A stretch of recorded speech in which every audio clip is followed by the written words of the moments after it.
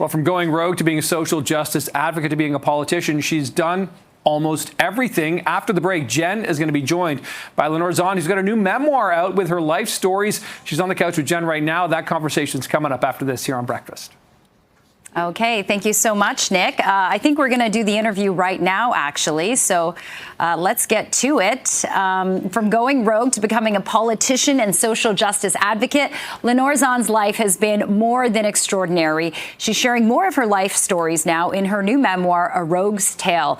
So we would like to welcome back to our show, CP24 Breakfast, the one and only Lenore Zann. Lenore, you look shining. Well, thank you very much. Oh my gosh, you are a sight for a sore eyes. It's so good to see you again. Nice of course, we met a few years ago at our downtown studio, yes. And you gave me your rogue voice, and I was just blown away. It took me back to those Saturday mornings watching X-Men. You've written a new book, and we'll get into it, but you've played many powerful women, but Rogue from X-Men, the animated series, is probably the most iconic one. So how much of Rogue is actually you, especially in how she rises from struggle again and again? Well, I always like to say there's a little bit of Rogue in me, and there's a little bit of me in Rogue. Yeah. We're very similar.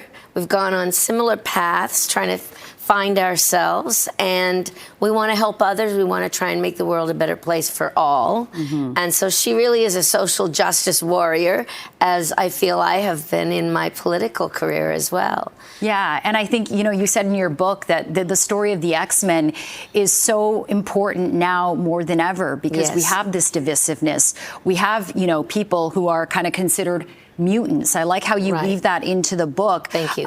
Look, I think this memoir is more than a Hollywood story. What surprised you the most as you were writing it? Well, you know, as the book came out and people started reading it, I've been hearing more and more from people saying they needed this book right now because they're feeling so anxious and afraid, really, of what's happening all around them.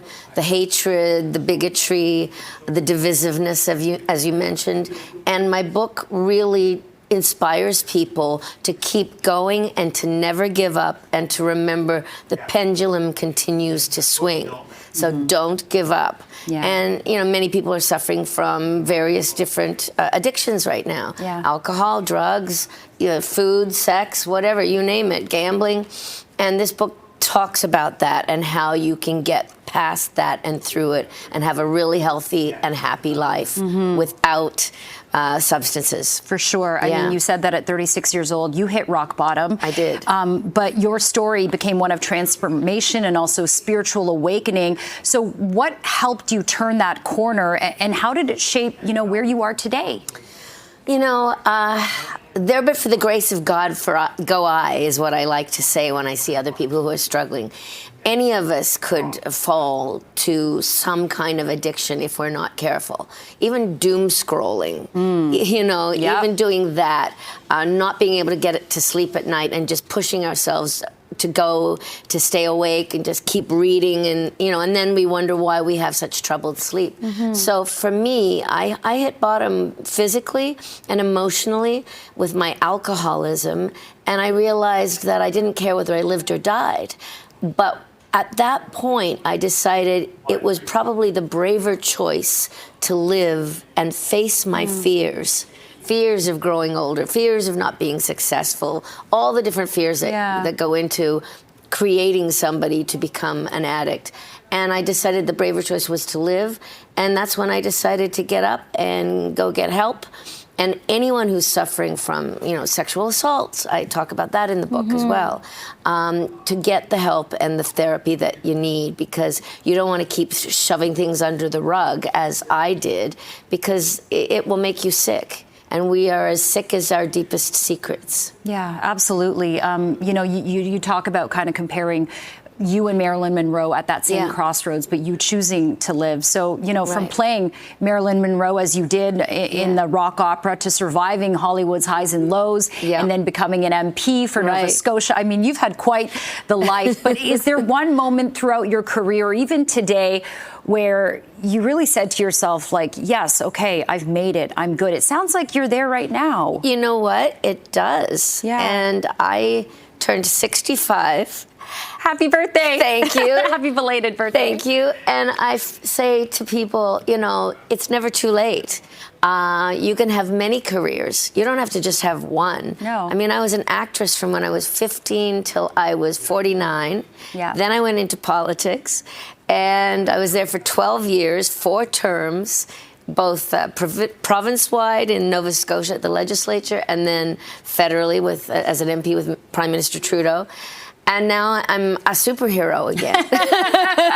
Yeah. So, you know, I mean, and Disney and Marvel called me, they headhunted me down in Truro, Nova Scotia, found me and said, would you come back and suit up and show up and play a superhero for us again for a whole new generation of kids? Oh and I said, well, you had me at hello, sugar, you know? So, I mean, I'm like the phoenix, you know, I keep rising, and I want people to know that you can do the same thing, and just don't give up to despair.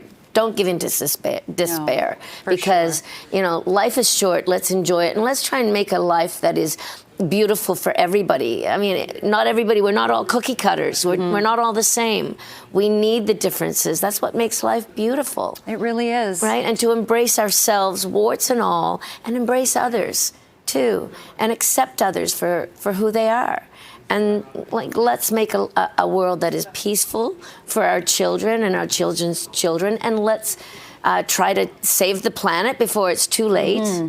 These are all things that can be done. We just can't give up. We have to keep the hope. Such an important message, and you've done a beautiful job writing your memoir. Lenore Zann, thank you so much for joining us again. Thank you so much. We wish you all the best. And come really on, lovely July to see you. 4th, I'm having a book launch at Indigo up at Yonge and Eglinton. Amazing. So on July the 4th, come on down. Okay, Lenore Zann, thank you so much. Thanks, the one and darling. only Rose. Pleasure. Thank you, sugar. Pleasure, sugar.